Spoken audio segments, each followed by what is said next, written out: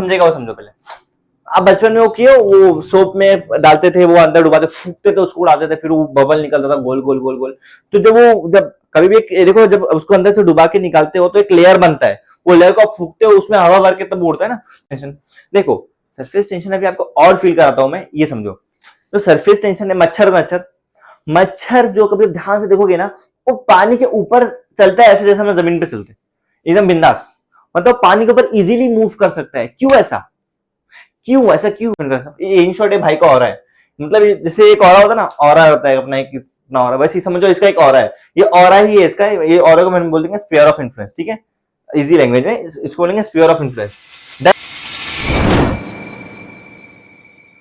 Hello hello hello hello hello, नमस्ते, आदाब, सत श्री अकाल, अस्सलाम वालेकुम। Hey champs, this is Saif Zubair Khan, your host and faculty, welcoming on this very amazing platform of Edunation Academy. तो आज हम इस लेसन का थर्ड लेक्चर स्टार्ट करेंगे। हमने ऑलरेडी इस लेसन के 2 लेक्चर अपलोड कर चुके हैं ऑलरेडी। आपके जो इस प्लेलिस्ट में 12 फिजिक्स है उसमें 2 लेक्चर ऑलरेडी अपलोडेड है। अभी हमने ऑलरेडी पहला लेसन हो चुका, दूसरे लेसन में हमने 2 लेक्चर देख लिए। अब वो 2 लेक्चर में हमने इस लेसन के बेसिक्स कवर किए और including your important topics like your mercury barometer और ओपन ट्यूब मैनोमीटर, ये सारी चीज भी हमने लास्ट लेक्चर में कवर कर ली है। तो इन केस अगर आपका वो पार्ट छूट गया है तो पहले उसको अच्छे से पक्का कर लो, उसके बाद ही आज के लेक्चर में आना। ऑलराइट, तो फटाफट आज स्टार्ट करते हैं। हमारी बात जो इसके पहले अधूरी रह गई थी उसको इस बार आगे बढ़ाते हैं। तो हमारी जो बात चल रही थी सर, हम फ्लूइड्स के बारे में बेसिकली चैप्टर में बात कर रहे थे। तो अब फ्लूइड्स में जो हम थोड़ा आगे बढ़ेंगे तो हमारा एक इंपॉर्टेंट टॉपिक जो आता है जिसके बिना फ्लूइड्स अधूरा है सर, वो है आपका surface tension. That is your surface tension. Surface tension में हम पूरा डिटेल में देखेंगे एक्चुअली में होता क्या है सर, कैसे इसके फिनोमेना काम करते हैं, एक्चुअल में होता कैसे। अब पहले इस नाम का मतलब समझो। सरफेस मतलब यहाँ पे किसकी बात करेंगे हम, फ्लूइड्स की बात करेंगे। फ्लूइड्स में फॉर एग्जाम्पल पानी लेता हूं मैं, वाटर लेता हूं। वाटर का सरफेस जो है, ऊपर का हिस्सा, सिर्फ और सिर्फ ऊपर का हिस्सा, वाटर का अंदर अलग है, वाटर का टॉप एकदम ऊपर का जो हिस्सा है, ऊपर का जो पानी है, वो पानी के बीच में जो मॉलिक्यूल्स है वाटर के बहुत सारे, वो मॉलिक्यूल्स के बीच का जो टेंशन होगा उसको बोलते हैं सरफेस टेंशन। जैसे मैं पानी का एक मॉलिक्यूल हूं H2O, एक और एक H2O, ऐसी बहुत सारे H2O है। तो सारे H2O के बीच में जो एक टेंशन बनेगा, एक टेंशन फॉर्म होगा, उस टेंशन को हम बोलेंगे sir surface tension. Surface tension हम वहां पे यूज करते हैं, ठीक है। अब समझो ध्यान से, इस सरफेस टेंशन में जब हम आगे बढ़ेंगे ना, उसके बढ़ने के पहले कुछ और इंपॉर्टेंट टॉपिक्स है, जैसे कि आपके एक कुछ छोटे छोटे टर्म्स है, जैसे कि इंटरमॉलिक्यूलर फोर्स। इसमें आगे बढ़ने के पहले इसमें आपको मालूम होना चाहिए, इसमें सरफेस टेंशन में इंटरमॉलिक्यूलर फोर्स 2 टाइप के होते हैं। अब इंटरमॉलिक्यूलर फोर्स के नाम का मतलब क्या समझ आ रहा है आपको, मॉलिक्यूल्स के बीच का फोर्स।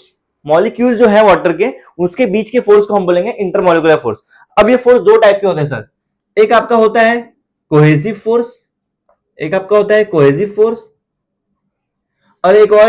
होता है अधेसिव फोर्स। एक होता है कोहेसिव फोर्स, एक होता है अधेसिव फोर्स, ठीक है। एक कोहेसिव फोर्स, एक अधेसिव फोर्स। अब बात को ध्यान से समझो।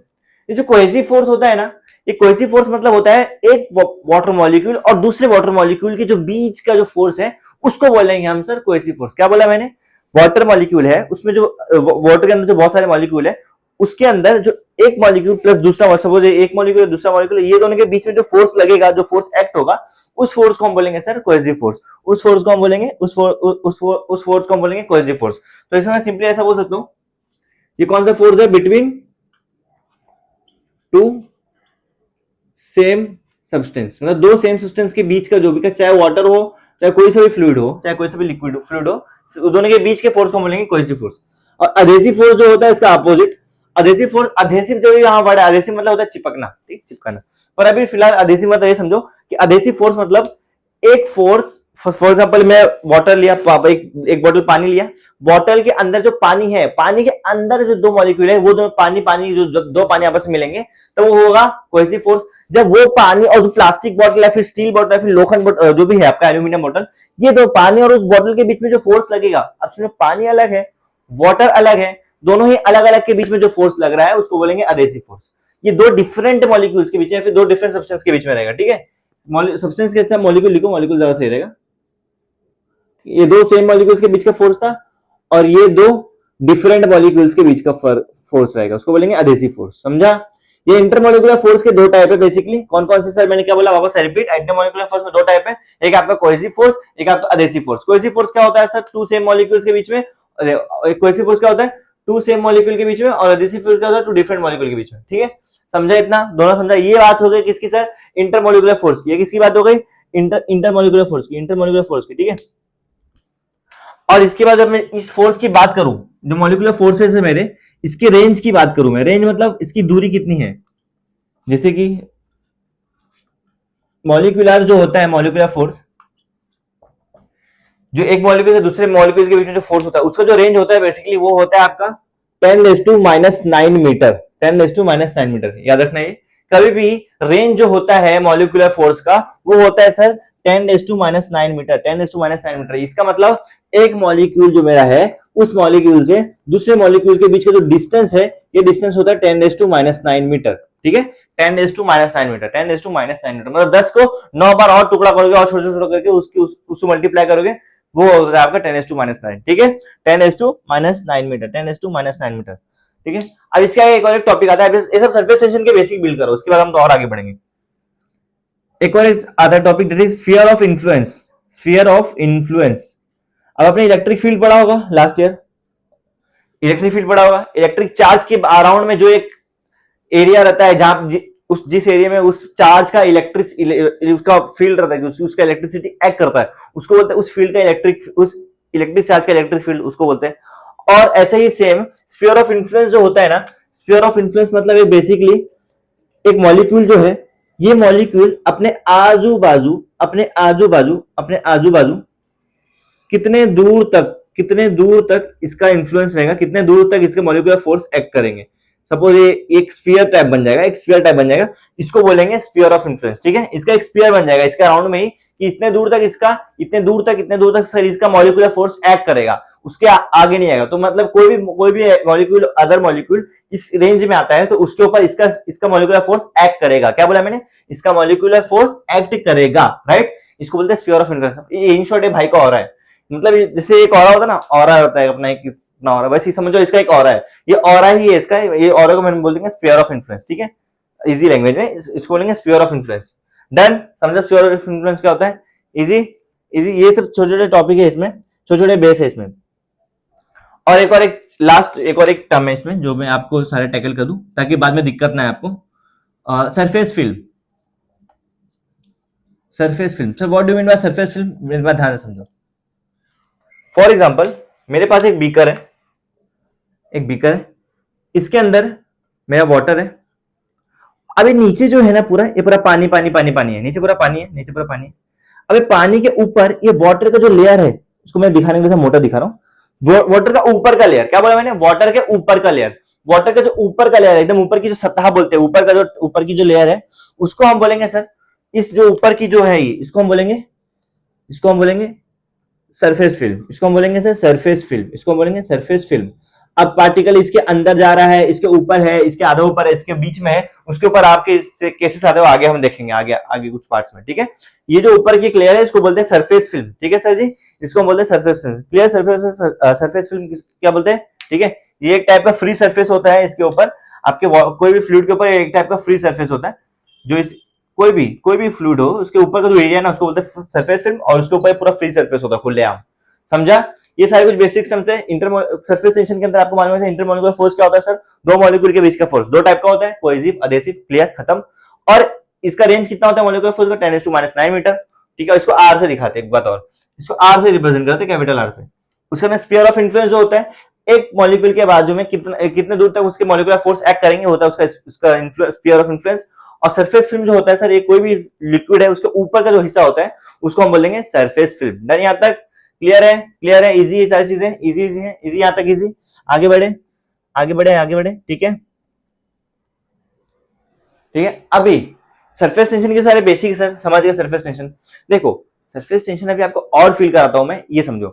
तो सरफेस टेंशन है मच्छर जो कभी ध्यान से देखोगे ना, वो पानी के ऊपर चलता है ऐसे जैसे हम जमीन पे चलते, एकदम बिंदास, मतलब पानी के ऊपर इजीली मूव कर सकता है। क्यों क्यों हुआ सर? देखो, वाटर मॉलिक्यूल जो है ना, उसको ऊपर का जो हिस्सा है ना, एकदम ऊपर का जो लेयर है ना, उसके एक मॉलिक्यूल दूसरे मॉलिक्यूल में एकदम टेंशन होता है, बारीक सा, मतलब वो पहले दबता है फिर नीचे आता है। फॉर एग्जाम्पल कोई भी चीज को जब डुबाओगे ना, तब देखना पहले पानी के अंदर जब जाएगी तो ऐसा पानी को चीर के जा रही है, पहले पानी उसको रेजिस्ट करेगा कुछ टाइम तक कि अंदर ना आए। उसके बाद जब उसका वेट ज्यादा रहेगा तो उसको पानी को चीर, कभी स्लो मोशन में देखना कोई चीज को डूबते हुए, तो एकदम ऐसे लगे पानी को बीच में चीर के जा रही है, और वाकई ऐसा ही होता है। इसलिए जो आपके मॉस्किटोज वगैरह, तो उसका मच्छर वगैरह का वेट बहुत कम रहता है, वो वेट इतना कम रहता है ना कि उसके सरफेस टेंशन के जो इलास्टिसिटी है ना, ऐसा ऐसा गद्दा, ऐसा मतलब एक लेयर, ऐसा समझो ऐसे ऐसे एक लेयर बन जाता है गद्दे का, तो उनके लिए गद्दा बन जाता है वो जो कम उसका वेट कम रहता है। अभी तुम जाओगे तुम्हारे लिए नहीं बनेगा, ठीक है, क्योंकि तुम अभी अपना वेट बहुत ज्यादा है तो हम उससे डूब जाएंगे उसके अंदर। पर जो मच्छर लोग रहते हैं ना, उसके लिए कुशन टाइप एक्ट करता है वो, मतलब वो ऐसा गद्दा बन जाता है, तो वो लोग जब जाते हैं थोड़ा सा हल्का सा बैंड होता है बस, उनका वेट बहुत कम है तो इजीली लोग उसके ऊपर फ्लोट करते हैं, इजीली उसके ऊपर रहते हैं, वहीं पर उनका रिप्रोडक्शन होता है, लार्वा जो प्रोडक्शन होता है ना मॉस्किटोज का, वही सरफेस पे ही होता है, ठीक है। तो ऐसा, तो वो जो वो डूब क्यों नहीं रहे, क्योंकि वो सरफेस टेंशन की वजह से, वो वहां पे सरफेस टेंशन का परफेक्ट एग्जांपल दिखता है, ठीक है। अब आगे बात करेंगे सर सरफेस टेंशन की, थोड़ा और आगे बात करेंगे तो और क्लियर होगा। देखो ध्यान से, सरफेस टेंशन जो है ना, इसको अगर मैं मॉलिक्यूलर थ्योरी में डालूं तो क्या होगा, मॉलिक्यूलर थ्योरी देखो, अब मॉलिक्यूलर थ्योरी क्या होता है वो समझो पहले।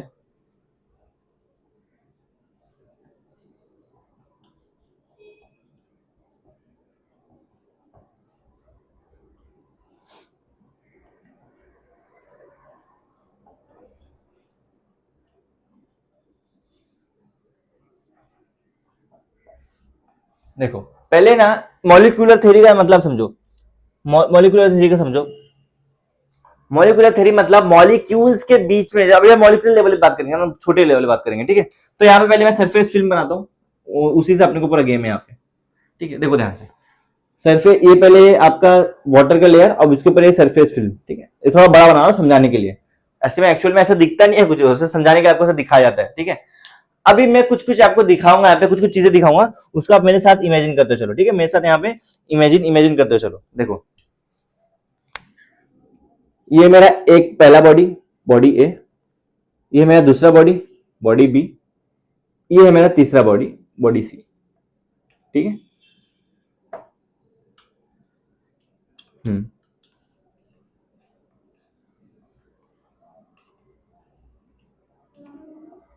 देखो ध्यान से, पहला जो ए बॉडी है, ये ए बॉडी पूरा से पूरा पानी के अंदर है, पूरा पानी के अंदर है, और जो बी बॉडी है सरफेस फिल्म में है, और जो सी बॉडी है वो आधा एयर में है, आधा पानी में, आधा सरफेस फिल्म पे, आधा एयर पे, आधा सरफेस फिल्म पे तीनों का आप अच्छे से वो देख लो, तीनों का लोकेशन अच्छे से देख लो, ए बी सी तीनों का लोकेशन देख लो, ठीक है, क्लियर। अब देखो, अब मैं एक एक करके मॉलिक्यूल्स की बात करूंगा। मैं पहले मॉलिक्यूल को, तो मॉलिक्यूल ए की अगर मैं बात करूं, देखो ध्यान से, मॉलिक्यूल ए, अब मॉलिक्यूल ए पे ध्यान से देखो, इसमें जितना भी हर जगह है, इसमें ना फोर्स देखो, हर जगह पानी का फोर्स लगेगा इसके ऊपर, तो हर जगह के जितने भी नेट फोर्स जो है वो उसको इक्वलाइज कर देंगे। क्या बोला मैंने, इसके आजू बाजू सिर्फ सिर्फ पानी है, एक आजू बाजू सिर्फ सिर्फ पानी है, सिर्फ सिर्फ पानी है, तो इसके ऊपर जो भी फोर्स लगेगा वो हर जगह सेम है, वो हर जगह इक्वल लगेगा। इधर इधर इधर, क्योंकि हर जगह वाटर मॉलिक्यूल ही है, तो इसमें जो नेट नेट मॉलिक्यूलर फोर्स है, नेट मॉलिक्यूलर फोर्स जो है वो इक्वल रहेगा हर जगह, ठीक है। इस पे नेट मॉलिक्यूलर फोर्स जो है वो इक्वल रहेगा। Done done. अब बी को देखो ध्यान से, अब बी मॉलिक्यूल को देखो, मॉलिक्यूल बी, अब बी की लोकेशन देखो पे अच्छे से कहां है, बी कहां पे है, बी जो है ना सरफेस फिल्म पे है सर जो बी जो है ना, ये सरफेस फिल्म पे। तो सरफेस फिल्म पे अभी आप थोड़ा अच्छे से बना दो इसको, जो बी वाला मॉलिक्यूल, इसमें कौन कौन से फोर्स एक्ट करे वो देखो। पहला एक फोर्स है जो पानी की तरफ, वाटर की तरफ एक एक्ट कर रहा है, डायरेक्ट वाटर की तरफ, और एक ऊपर उसकी तरफ, नॉर्मल वहां पे। अब इसके पास दो ऑप्शन है, वो चाहे नीचे भी उसके पास फोर्स एक्ट करता है, ऊपर भी कर सकता है, पर सर नीचे की जो डेंसिटी ना, वाटर की डेंसिटी वो ज्यादा होती है, मतलब इसकी बेसिकली जितने भी फोर्स है ना ज्यादातर वो अभी जो फिल्म के अंदर है, फिल्म के ऊपर नहीं है। देखो मैंने क्या बोला, फिल्म के अंदर है, मतलब पानी के अंदर है, सतह के अंदर है, तो चीज लाइकली यहाँ पे क्या होगी, जब इसके भी आजू बाजू पानी ही पानी है, तो उसको बेसिकली इसका जो नेट है ना वो नीचे की तरफ ही जाएगा, वो वाटर की तरफ ही आएगा, ठीक है। तो इसलिए इसका बेसिकली इसका जो नेट है, इसका जो नेट फोर्स है टूवर्ड्स डाउनवर्ड, ये डाउनवर्ड ही रहेगा सर। क्यों रहेगा डाउनवर्ड, क्योंकि यहाँ पे चीजें लाइकली क्या है, नीचे जाएगी, ठीक है, यहाँ पे चीजें लाइकली नीचे, क्योंकि सरफेस फिल्म के अंदर है वो। अब मॉलिक्यूल सी पे देखो, सेम ऐसी इसी तरह से मॉलिक्यूल सी को देखो। अब मॉलिक्यूल सी में कहानी थोड़ी पेचीदा हो जाती है। देखो ये आधा सरफेस फिल्म पे, आधा एयर पे है। क्या बोला मैंने, आधा सरफेस फिल्म पे, आधा एयर पे, मतलब इससे एक फोर्स लगेगा पानी की तरफ और एक फोर्स लगेगा पानी के ऊपर जो एयर है। अब जो एयर का जो मीडियम होता है ना, एयर का मीडियम से डेंस होता है आपका वाटर मीडियम, ये आपको मालूम होगा बेसिकली, मतलब सबसे ज्यादा डेंस होता है सॉलिड, फिर होता है लिक्विड, फिर होता है गैसेस। तो गैसेस मीडियम से ज्यादा डेंस होता है आपका लिक्विड, मतलब जो अभी ये लिक्विड मीडियम है, तो लिक्विड मीडियम डेंस होता है, इस वजह से सर इसकी डेंसिटी ज्यादा होती है, तो इस वजह से इसका भी डायरेक्शन डाउनवर्ड ही रहेगा। क्लियर? कैसे बोला मैंने? इसकी डेंसिटी जो एयर की डेंसिटी है उससे ज्यादा डेंसिटी आपकी लिक्विड मीडियम की, यही रीजन से इसका डायरेक्शन भी डाउनवर्ड रहेगा। तो सेम इसका भी, तो इसका भी नेट फोर्स टुवर्ड्स कहां पे आएगा? नेट फोर्स टुवर्ड्स आएगा आपका डाउनवर्ड। समझा कैसे डाउनवर्ड आ रहा है? इसमें तो कंफ्यूज तो नहीं है ना? समझा? बी समझा, सी समझा, गेम था बस, ये तो इजी था। समझा? देखो तीनों मॉलिक्यूल का मैंने डायरेक्शन निकाल लिया, कैसे कैसे किसका डायरेक्शन लग रहा है। समझा? Easy easy easy. Clear? Clear? Clear? आगे देखें, आगे देखें। अब देखो, अब इसमें अगर मैं टेंशन की बात करूं, थोड़ा सा अलग से टॉपिक देखो। टेंशन जो होता है ना सर, इसमें फोर्स अपॉन लेंथ होता है। मैं बता दूं आपको, फोर्स अपॉन लेंथ टेंशन होता है। इसका अगर मैं यूनिट निकालूं तो यूनिट हो जाएगा सर इसका न्यूटन पर मीटर स्क्वायर। न्यूटन पर मीटर स्क्वायर। इसका डायमेंशन अगर मैं निकालूं, डायमेंशन क्या हो जाएगा? ये सारी चीज आपको आने से इसलिए फास्ट कर रहा हूं मैं। फोर्स कितना होता है? L1 M1 T-2, और ये मीटर स्क्वायर मतलब L इंटू एल, एक एल से एक एल काटो, क्या बच रहा है अभी यहाँ पे? ये एल ऊपर जाएगा, L-1 M1 T-2, ये हो गया टेंशन का डायमेंशन। डन। ये सारी ये अलग पार्ट था, ठीक है? ये अलग पार्ट है बेसिक टेंशन के ऊपर। ये बात हुई किसकी सर? सरफेस। पहले हमने देखा सरफेस टेंशन, फिर सरफेस टेंशन को हमने मॉलिक्यूलर थ्योरी के हिसाब से देखा। Basic on the basis of molecular theory भी हमने इस चीज को अच्छे से देख लिया। ऑन द बेसिस ऑफ इसको अच्छे से हमने देखा। क्लियर यहाँ तक? क्लियर? अरे सॉरी, ये मीटर हो जाएगा, थोड़ा गलत हो गया, न्यूटन पर मीटर हो जाएगा, इस वजह से यहाँ पे एक ही एल आएगा, तो एक एल कट जाएगा, यहाँ पे एल जीरो हो जाएगा। समझा ये? हाँ देखो, तो ये पहले ये मॉलिक्यूलर थ्योरी के हिसाब से देख लिया, पहले सरफेस टेंशन बेसिक देखा सर, फिर सरफेस टेंशन मॉलिक्यूलर थ्योरी के हिसाब से भी रख के देख लिया। अब हम देखेंगे आगे एक टॉपिक आता है आपका सर, जिसका नाम है सरफेस एनर्जी। इसको हम देखेंगे सरफेस एनर्जी। देखो सेम, अभी देखो सारी चीजें बेसिक है, ये सिर्फ थ्योरेटिकल होने वाला है, इजी है, सरफेस टेंशन जैसा ही सब कुछ है। अब हम आगे एक टॉपिक आता है आपका सरफेस एनर्जी, इसको टैकल करते हुए चलेंगे। देखो सरफेस एनर्जी होता क्या है सर, वो समझते हैं। सरफेस एनर्जी क्या होता है? नाम इसका आपको नाम क्या बता रहा है? इसका नाम क्या बता रहा है आपको? देखो किसी भी चीज में, पहले पहले ये बना लेता हूं मैं, तभी आपको आगे देखते हैं।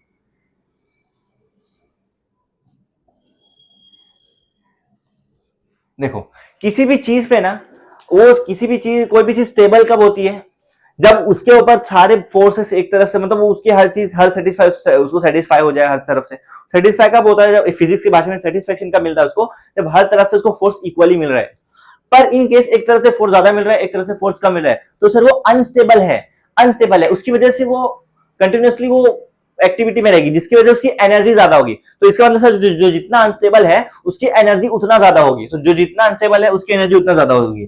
तो सरफेस एनर्जी ज्यादा कब होगी? जब मॉलिक्यूल आपका जितना अनस्टेबल रहेगा, जितना कम रहेगा, जितना अनस्टेबल रहेगा। जैसे कि मेरा एक मॉलिक्यूल इधर है, एक मॉलिक्यूल उधर है, ठीक है, और एक मॉलिक्यूल नीचे है।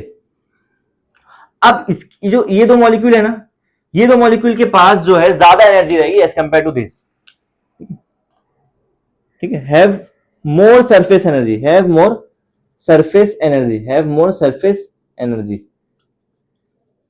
ठीक है। और ये इसको हम बोल देंगे स्टेबल, ये स्टेबल है, therefore have less surface energy. समझो सरफेस एनर्जी खाली इतना है कि इतना समझो सर, सरफेस एनर्जी ये है कि मॉलिक्यूल जितना स्टेबल है उसको इतनी कम एनर्जी करनी पड़ेगी, और जो जितना ज्यादा अनस्टेबल है उसको ज्यादा एनर्जी करनी पड़ेगी, बस। और इसको मैं अच्छे से बताऊं तो इसमें फोर्सेस जो है ना अलग अलग टाइप के ज्यादा लग रहे हैं, इससे फोर्सेस हर तरफ से इक्वल लग रहे हैं, इसलिए इसमें एनर्जी कम आएगी। इसमें फोर्सेस बहुत ज्यादा लग रहे हैं, इससे इसकी एनर्जी ज्यादा है। समझा? बस यही छोटा सा टॉपिक था सरफेस एनर्जी, इसको भी हमने यहाँ टैकल कर लिया, इसको भी हमने यहाँ खत्म कर लिया, ठीक है? समझा?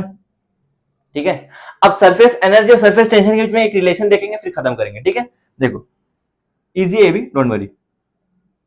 देखो सर, अभी इस रिलेशन का पहले समझते क्या है, फिर आगे देखते।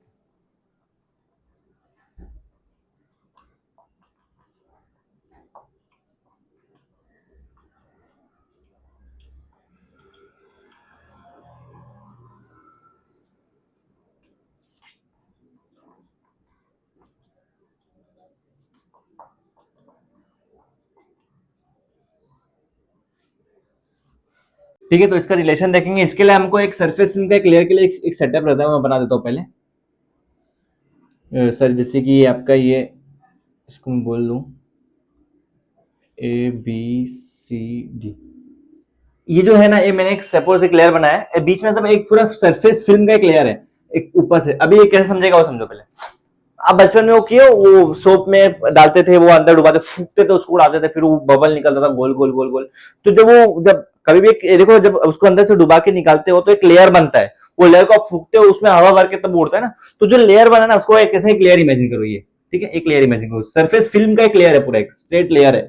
तो सर ये क्या होता है ना, ये फिल्म में जो लेयर है हमेशा अपनी साइज कम करने की कोशिश करेगा, हमेशा अपनी साइज कम करने की कोशिश करेगा, हमेशा इसका एरिया कम करने की। एरिया क्यों कम करेगा सर? क्योंकि जब एरिया कम होगा, इसीलिए जैसे जैसे एरिया कम होगा वैसे इसका एनर्जी कम लगेगा, और एनर्जी कम लगेगा तो जितना स्टेबल रहेगा। देखो कभी भी आप जब बबल देखोगे ना, तो बबल को ऐसे छोड़ो, कभी आपके हाथ में कभी झाग बन गया, झाग के ऊपर जो बबल आएगा, तो आप देखोगे ना, ध्यान से कुछ मत करो, तो आप कुछ करो, फूको मत, अपना देखो ना, देखोगे ना, वो अपना जो नीचे का सर एरिया है ना, उसको छोटा करने की कोशिश करेगा, फिर छोटा करते करते करते करते अगर उसको फूक दोगे तो उड़ जाएगा, नहीं फूकोगे तो पट से पूरी जाएगा।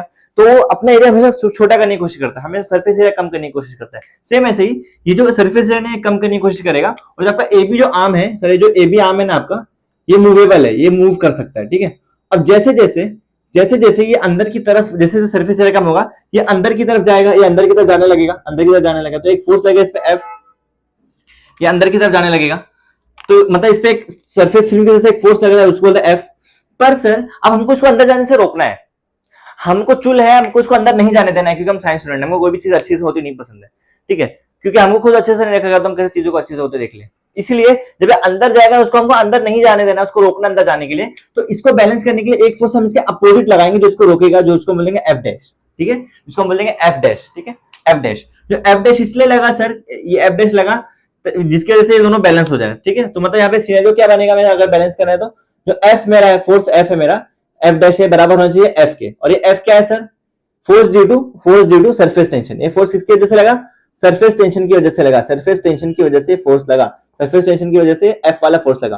और उसको बैलेंस करने के लिए हमको एफ डैश एक फोर्स देना पड़ा, ताकि यहाँ पे ये आर्म जो है वो अंदर जाने से रुक जाए, ताकि वो आर्म अंदर जाने से रुक जाए, ठीक है। अब समझो, अब मैं आगे आगे बात करूं एफ डैश। अब एफ जो है, एफ की जगह मैं 2l लिख सकता हूं सर। 2l कैसे बोल दिए अभी दिखाता हूं। यहां हमने निकाला था t is equal to F into L, t is equal to F upon L, F upon L. यहां से अगर मैं f निकालू तो क्या हो जाएगा, tl हो जाएगा, tl tl। अब सर यहाँ पे मतलब f की जगह मैं tl लिख सकता हूँ, लिख दो। पर l डायरेक्ट नहीं लिखना है, l की जगह 2l लिखना है। क्यों सर? क्योंकि जो AB आर्म जो है, जब मैं सरफेस की बात कर रहा हूं तो इसका एक सरफेस ये, एक सरफेस ये, मतलब एक इधर की लेंथ, एक इधर की लेंथ, इसलिए इसको बोलेंगे 2l, ठीक है। इसलिए इसको 2l क्यों बोले समझा, क्योंकि दोनों साइड का लेंथ देखना है। सरफेस की बात करें ना तो एक सरफेस ये भी, एक सरफेस ये भी है, तो दोनों लेंथ को हमको कंसीडर करना पड़ेगा, इसलिए एक l ये, एक l ये। इससे सर यहाँ पे आ जाएगा l की जगह 2l, ठीक है, l की जगह 2l, समझा। तो फोर्स की जगह F T into two into two L मैंने लिख दिया, डन। बस अब यहां तक रुक जाओ। अब वर्क डन की बात करूं मैं, अगर तो वर्क डन, वर्क डन कितना हो रहा है उसके आर्म की वजह से। वर्क डन का फॉर्मूला क्या होता है, वर्क डन का फॉर्मूला क्या होता है, फोर्स इंटू डिस्प्लेसमेंट। क्या होता है, फोर्स इंटू डिस्प्लेसमेंट। फोर्स क्या, वर्क डन क्या होता है, F into D. Work done क्या होता है, F into D, F into S, जो भी आप लिखो। तो यहाँ पे बेसिकली आपका जो आर्म है वो कभी इधर यहाँ पे कहीं भी आएगा, तो इसलिए इसका डिस्प्लेसमेंट सिर्फ इतना हुआ, dx, छोटा डिस्प्लेसमेंट हुआ इसलिए dx। तो यहाँ पे अगर मुझे लिखना है, उसके फॉर्मूला लिखना हो तो w equal to F into D X, ऐसे लिख दूंगा। डिस्प्लेसमेंट की जगह मेरा लिखा मैंने dx, डिस्प्लेसमेंट की जगह मैंने लिख दिया सर जी dx, डिस्प्लेसमेंट की जगह dx, F dash dx, F dash dx, ठीक है, क्योंकि ये एफ डैश की बात करें, इसकी बात करें, ठीक है, एफ डैश dx मैंने लिखा। अब सर इसको मैं अगर और अच्छे से लिखूं, एफ डैश मेरे पास है जी, टी इंटू टू एल है, लिख दो T into to L D x, ठीक है। अब ध्यान से देखो, जो टू एल डी एक्स है, टू एल डी एक्स, ये मुझे कुछ बता रहा है, ये मुझे अपने में एक कहानी बता रहा है। टू इंटू डी एक्स मतलब टू इंटू ए, देखो डी एक्स क्या बेसिकली एक लेंथ है, एक लेंथ है। टू इंटू लेंथ क्या होता है, लेंथ का दो साइड क्या होता है, लेंथ स्क्वायर। लेंथ स्क्वायर क्या होता है सर, लेंथ स्क्वायर होता है एरिया, होता है बराबर, लेंथ क्यूब होता है वॉल्यूम, ऐसा चीज मालूम होना चाहिए आपको, ठीक है। तो लेंथ स्क्वायर है, यहाँ पे लेंथ स्क्वायर है, ये भी लेंथ बता रहे हैं, ये भी लेंथ बता रहे हैं, तो दोनों भी इनडायरेक्टली लेंथ ही बता रहे हैं। तो सर इसलिए क्या आ गया, ये एरिया हो जाएगा, इसका एरिया लिख दूंगा, ठीक है। तो ये हो जाएगा T into two into D X, T into A. क्या हुआ ये, क्या हुआ ये टी इंटू ए। पर छोटी एरिया की बात करें इसलिए हो जाएगा टी इंटू डी ए, समझा। ये हो गया मेरा वर्क डन, समझा मेरा कैसा है, टी इंटू डी ए, कैसा है समझा। यहाँ चाहिए तो लिख दो, एरिया क्या होता है सर आपका, एरिया होता है एल स्क्वायर, ये लिख देना, समझ जाओगे तो आप इतने में, ठीक है। वर्क डन मेरा क्या निकल के आएगा सर, यहाँ पे कितना वर्क डन हुआ उस आर्म की वजह से, टी इंटू डी ए, तो इन शॉर्ट मेरा सरफेस एनर्जी जो है मेरा वो कितना लग रहा है, देखो एनर्जी कितना लगेगा, जितना आपको काम कर, जितना काम करोगे उतना एनर्जी लगेगा। तो यहाँ पे हम काम जितना करें टी इंटू डी है, तो मेरा सरफेस एनर्जी भी यही हो जाएगा। तो सर यहाँ पे मेरा सरफेस एनर्जी क्या निकल के आ गया, सरफेस एनर्जी की अगर मैं बात करूं तो मेरे निकल के आ गई कितना, टी इंटू डी ए, खत्म।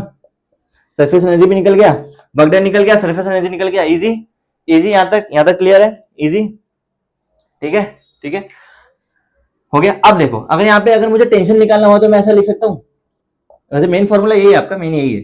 सो टेंशन निकालना हो तो क्या, इसमें surface energy upon area, surface energy upon area ऐसे लिख सकता हूँ।